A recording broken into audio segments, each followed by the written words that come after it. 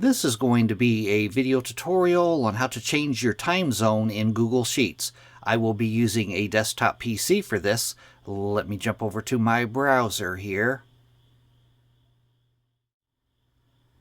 I have my browser open now and I am on Google Sheets. To change your time zone in Google Sheets, you want to go up to the upper left-hand corner, up to the File tab.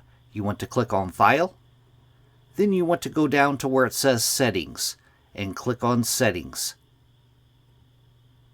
Now in the little dialog box that opens up at the top, you have two different tabs, General and Calculation. Under the first tab, General, you can change your locale. That's your location. You can choose a different country if you want. Down below that is your time zone. You click this drop down right here and you can choose whatever time zone you want. Then after you're finished, if you make changes, you want to go down to the lower right hand corner and click on Save Settings.